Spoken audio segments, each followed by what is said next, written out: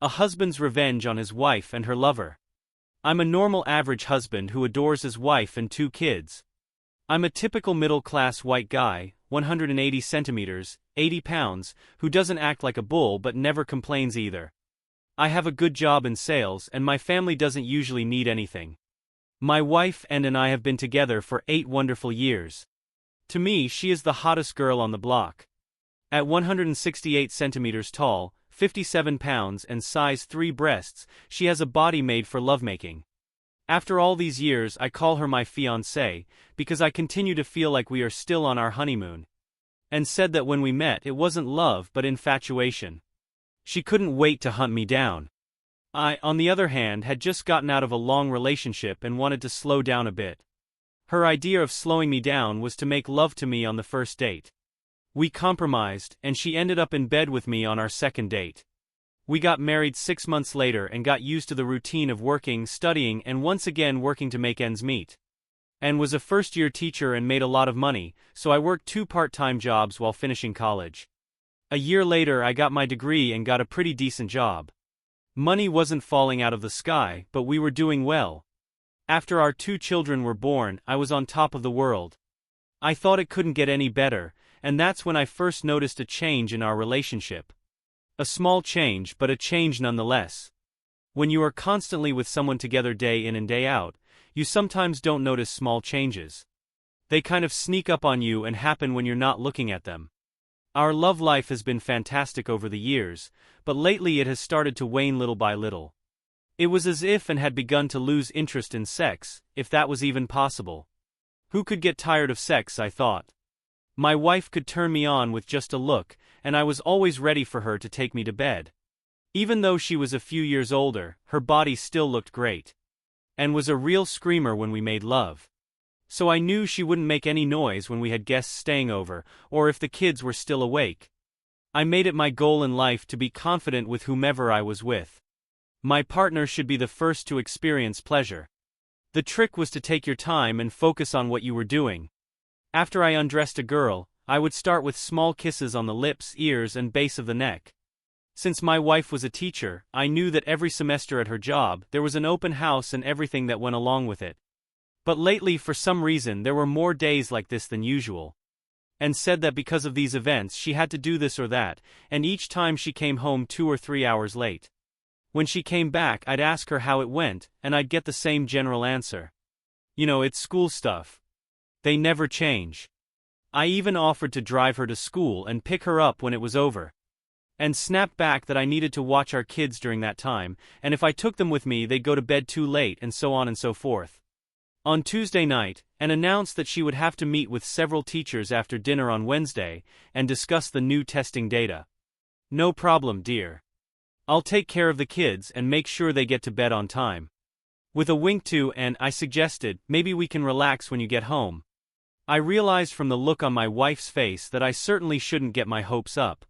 Close to Wednesday evening I called and informed her that I would have to work late. But I arranged for Carol to come over and watch the kids while she was at her meeting with her coworkers. She responded by telling me not to work too late, and that she hoped to see me when she got home. My wife had no idea that tonight I was going to try to find out what kind of meetings she actually goes to. I parked in a not too distant lot, turned off my headlights, and waited for my wife to go to her meeting. Everything was going as smoothly as it could. After dinner, she got into her car and hit the road. Following her at a distance far enough away so that she couldn't see me, I drove behind her for about 15 minutes until she pulled into the driveway of a house we had never been to before, or at least I'd never been there before. Parking on the street, I waited for what seemed like an eternity. I wanted to give her enough time for the others to show up, but no one else showed up. Gathering all the strength I could muster, I quietly got out of the car and walked up to the house. Taking out a notepad, I wrote down the house number. Why? Who knows? I was new to this kind of detective work. With no real plan in my head, I approached the front of the house and tried to peek through the windows. Unnecessary curtains, I muttered to myself as nothing could be seen through them, although I could hear voices inside. I moved to the side, gradually making my way around the house, and finally ended up at the back of it. There was a pool in the backyard, and I saw that the sliding glass exit door to it was slightly ajar. I was lucky that the door wasn't locked, and I cautiously crept closer to it to get a better look. Wow, looking through the glass of the door, I see my sweet and faithful wife making love to a man I had never seen before. Who that asshole? I thought to myself. It took all my strength not to barge in, put this guy down, and drag my naked cheating wife to the car by her hair. Thank God, reason slapped me in the face before I did something so stupid.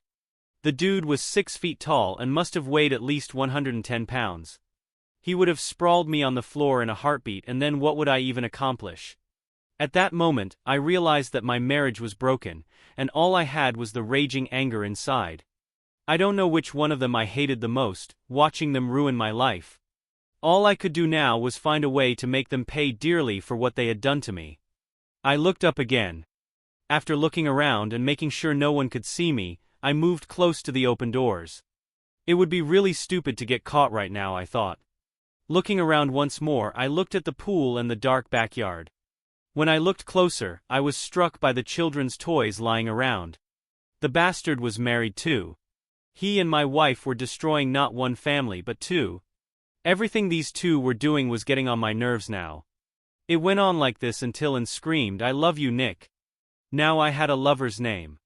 "When are you going to leave your husband?" the asshole asked in a mocking tone, but remained silent. She was living in her own world now. I went from utter disgust to hatred for Nick. "Payback is what you're going to get, Nick, and I'm going to make sure you get what's coming to you," I whispered to myself. By the time the love scene was over, I could see them both lying on the floor, enjoying the relaxation after sex, went and looked at her watch. "Look at the time, I've got to get out of here." That was the signal for me to make a hasty retreat, so I could get home in time to get rid of Carol before, and showed up on the doorstep. Quietly slipping out onto the back porch, I ran to my car. Jumping in, I started the engine and drove with the headlights off until I rounded the corner. To say I was angry would be an understatement. The only thing I felt for my wife now was hatred. I did everything for her, she didn't need anything. And this fool shows her love for me like this, all the while acting like a prim and proper wife and mother. I wonder what her family and friends would say if they saw what I've seen for the last 45 minutes. No matter how long it takes me, I will have my revenge on both of them. I rushed home. Carol had changed the kids and put them to bed before I arrived. After seeing her off and thanking her for watching the kids, I checked on the kids and made sure they were asleep. Then I went down to the kitchen, poured myself a glass of wine, and waited for her to show up. About 30 minutes later, I heard her car pull into the garage. My wife hurriedly entered, apologizing for being so late. I inquired about her meeting and where it was held. "Nick, our principal, decided to hold it at his house instead of at the school," she replied. Pushing her for more details, I asked how many people showed up. "There were 7 of us from the teaching staff," she replied in a calm voice. I asked my wife if she would like a glass of wine, but declined, explaining that she was very tired and just wanted to go to bed. I immediately gave her an inviting grin, but she stopped me. "Not tonight, darling, maybe tomorrow," she said as she walked up the stairs to our bedroom. I watched her carefully walk up the stairs, as if she had a broom handle shoved up her ass or something. After waiting a while, I went upstairs. My wife was splashing around in the shower. I searched the laundry basket and found her dirty clothes in there. Going through the rags, I pulled out her panties. There were obvious signs of recent sex on them. Deciding that I would probably need them to confirm Anne's infidelity, I took them downstairs, put them in a Ziploc bag and hid them in the garage. When I returned to the bedroom, Anne was already in bed. I undressed and lay down beside her. As soon as my body touched hers, my wife instantly pulled away and said she needed to sleep. I didn't get much sleep that night. Everything I'd seen in that house kept rolling around in my mind's eye. The more I thought about it, the angrier I became. But I suppressed the feeling. Now I would have to hold back and be very careful. I have to have confidence that she doesn't suspect that I know what a cheater she is. My last thought before I did fall into a restless sleep toward morning was that if Anne had come home and told me everything, we might still have a chance. But now I felt nothing but disgust for that lying cheater. The next day at work, I began to formulate my revenge plan. Determined to completely avoid any possible unnecessary publicity, I contacted a lawyer in a neighboring town. As a second step, I hired Dan, a private investigator, to follow and film her escapades. I downloaded the photos from my phone to my work computer and emailed them, along with Nick's address, to Dan and my attorney. Then changed all of our bank accounts. For the next month I was a typical good husband. I was always in a good mood, took care of the kids when their mom went off to make love to her lover, and paid all the expenses myself without letting him know the accounts had been changed. And I stopped approaching her about conjugal sex like I'd done in the past. Turns out that didn't even bother her. She seemed to be getting everything she needed without me. 6 weeks later, everything I wanted was prepared. All the money was now transferred to new accounts registered in my name only. I left some dollars in the old joint account. Dan, my detective, had a new video prepared of my wife and Nick making a storm of love. Dan had taken the same approach I had. He was of course a professional at what he did, and the video even had sound. I made 3 copies and sent one to my lawyer, along with Anne's panties that I had hidden that evening. Now I was ready to put my plan into action. However, there was one point I was bound and determined to realize before I divorced this fool. I was going to have sex with and again. On Friday, the kids had asked to spend the night at their friend's house, so there were no distractions. I had prepared in advance, including having handcuffs to fasten my hands to the headboard of the bed. After putting the dishes in the sink after dinner, I took Anne's hand and told her I had a surprise for her upstairs. I blindfolded her, which by the way made my wife horny, and led her into our bedroom. I laid her on the bed and began to remove her clothes. And only now realized what I was getting at and tried to sit up, but I firmly pushed her back down. Just relax, I advised my wife. We're going to try something new tonight. With those words, I lifted her arms and cuffed them to the headboard. This was clearly not what she was expecting. I don't like this, and said in a concerned voice. Just relax, I repeated, and go with the flow, darling. I was going to get everything I wanted tonight, and I didn't care. I even came up with a catchphrase for myself. Tonight, cheater, you were mine. Quickly undressing, I approached the headboard of the bed. I made love to my cheating wife. And afterward I told her good girl. And with those words, I collapsed on the bed next to her and just enjoyed what I had just done. You need to take these cuffs off my wrists. They're cutting into my skin, and demanded. Wait a minute, I need to remember where I put the key. God, I hope I didn't lose it, I grinned. You're an asshole and you better not lose it, she replied. I took the key, unlocked the cuffs, and tossed the cuffs on the dresser. What got into you tonight, she asked. I just thought you might like it if I added a little spice to our lovemaking. You liked it, didn't you? I sneered back. I'd never imagined you as, how shall I put it, kinky. You've always been habitual in bed, she said almost gently.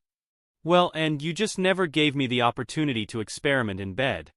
With those words, I got up and went to the bathroom to wash my face. After that night, Anne became much more attentive, and it had been over 2 weeks since her last encounter. I even thought that maybe she had dumped her lover and we had a chance. But my last hopes were dashed when she soon announced that she needed to go to another meeting. She said she needed to do this in order to release the school progress reports before Thanksgiving. I didn't care if it was a real meeting or not, it just triggered all the anger that was building up inside of me. I ended it like I ended my wife.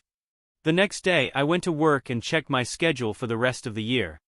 There was nothing urgent, which meant I could take my remaining 2 weeks of vacation and get the kids somewhere far away after the garbage hit the fan. I had arranged in advance with a transportation service that on my call on the right day, they would pack Anne's things and deliver them to her parents' house. The day everything was going to fall apart, all that was left was to settle the matter with Nick. Nick, as it turned out, had been married for about 6 years and had a young daughter. His wife worked as a secretary at one of the small law firms in town. Although I wanted to get back at Nick, I didn't want to get worked up over his wife, whose name was Sue, and their young daughter. Upon reflection, however, I realized that if someone was having sex behind my back, I would want to know about it. The next day at lunch I went in to talk to her. I explained to Sue that my wife works as a teacher at her husband's school, and that I needed to talk to her about something important in private. And it would be best if we discussed it outside of her office, somewhere private and out of earshot. Sue agreed. We grabbed a couple sandwiches and sodas and sat in the back seat of my SUV. I started off by saying that this was the last thing I wanted to do right now, but I figured there were a few things about Nick she should know. What are you talking about? Is there something wrong with Nick? Sue got worried. All I could answer her was this. Judge for yourself, Sue, check this out. I put the DVD into the portable player. There was no preparation before going into action. The video just started with my wife having sex with Nick. The clarity of the sound and picture was excellent, and left no room for imagination. Sue just stared at the screen with her mouth open, until I stopped the video after about 10 minutes. I was shocked to see she wasn't crying or screaming or anything like that. I think for a second I was actually scared for her. Finally, in an almost dead calm voice, she asked, "Is that my copy?" I told her it was one of 3 copies I had made. Sue told me that she had never suspected anything like that. I was particularly struck by her confession that the whole time the lovers were making love downstairs, their daughter, whom he was supposed to be taking care of, was sleeping upstairs. I inquired as to what she planned to do now, but she mumbled only, "He'll pay, my God, he'll pay. He'll regret the day he met me." I made up my mind and told her what I had planned for Anne. After listening, she grinned. "It's evil, but I like it." I apologized for being the one to bring her such hard news, but I knew she would want to know the truth. We exchanged phone numbers. Sue thanked me and went back to her office. All I can think about is that the poor asshole will never know what really happened to him. The day before Thanksgiving, I told Anne that my parents were asking if the kids could come over because they knew we planned to be with her parents and family. Anne replied, "No problem. In that case, I will have you all to myself." I just smiled. Thanksgiving at my wife's parents' house was an event. The whole family gathered and the house was filled with people cooking or watching the big game on her dad's new high-definition TV. I limited myself to 2 glasses of wine because I wanted to maintain clarity for what was about to happen soon. I planned my exit right after dessert and coffee. Finally, dinner was over. While everyone was relaxing, I announced that I had a home video I wanted to share with everyone. My still wife looked at me with a shocked expression on her face. I explained that it was a cute home video that I wanted to surprise my lovely wife with. Everyone clapped and moved into the living room, trying to get good viewing seats. And took me to the side and gave me a little good-natured whisper. "When did you have time? That's so sweet of you. I really do love you." All I could reply was that she should hurry after everyone else so she wouldn't miss a minute of the movie. I slid the disc into the slot and, taking the remote control so no one could stop watching, pressed the play button. After the first few frames, everyone as well as Sue froze with their mouths wide open. The silence was broken by Anne's scream, "Stop that tape." But I didn't. Crying, she rushed into the kitchen with her mother, who rushed after her daughter in hot pursuit. Her father came up to me and said, "I think we've seen enough." I silently handed him the remote. After that, it further looked like someone yelled, "Fire!" Because everyone present grabbed their outerwear and, without saying a word, left without even saying goodbye to their hosts. I warned my father-in-law that a truck with all of Anne's belongings would be arriving soon. "Son, I know you're hurting right now," he began, "but this is no place to hang your dirty laundry." I gave him a look that would have frozen a glass of water 20 feet away. "You don't know anything about how I'm feeling right now," I exploded. "Would you like to see a tape of your wife having sex with another man? If your daughter hadn't been cheating on me for the last year, there would be no need for this movie premiere, would there? You can tell her that I changed the locks on the house and that the kids and I are going on an extended vacation. And I don't want her to call me. I just want her out of my life." I didn't mention anything about the fact that the joint bank accounts now had $5 each, and I had cut his daughter out of my individual retirement plan, health insurance and life insurance. And walked out of the kitchen. Her mother gestured for her father to leave us alone. "We need to talk," began my ex-wife rather shyly. "About what?" I interrupted her. "About how you had sex with me and then Nick. How many other lovers have you had?" "How many others?" "Only Nick, and that was a terrible mistake," and answered me with tears in her eyes. "But I know we can get through this together. I'm sorry, girl. I feel nothing but contempt for you now. I treated you like a queen, and this is how you repay me? I hope you really enjoyed making love to Nick, because I think those dates are over for you too. By the way, you can keep the video as a souvenir." I told her that Sue, her lover's wife, also has a copy of the tape, and I don't think I would want to be in his shoes right now. And cried again, but I had nothing more to say to her, so I just left. As I pulled away, I see a van pull into their driveway with Anne's stuff. This was going to keep their whole family busy for the rest of the day. The next 2 weeks were just great. It felt like a huge weight had been lifted off of me. I told the kids that their mother and I were divorcing, and that they would now be living in the house with just me.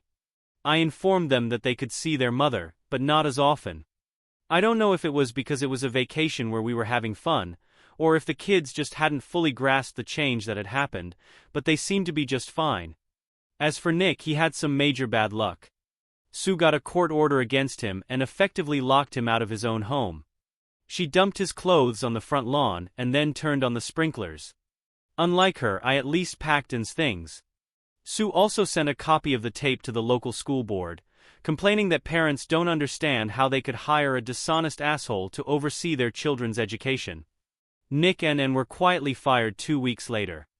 I was the one who thought I was the tough one, but Sue was able to give new meaning to the term cold-blooded fool. After the kids and I returned from vacation, things came to a head. Anne didn't contest anything in the divorce and moved out shortly thereafter. She still keeps in touch with the children, but at a distance through cards and letters. Nick and Sue's divorce was ugly at best. Turns out Anne was one of the many people they cheated with. Nick had to move in with his brother because now he couldn't even afford to rent an apartment. Sue and I became best friends. Our kids have also become friends and play together. And yes, you could say we are almost a couple now. We're both a little wary of moving too fast, but I can see the sparkle in her eyes when I walk into the room.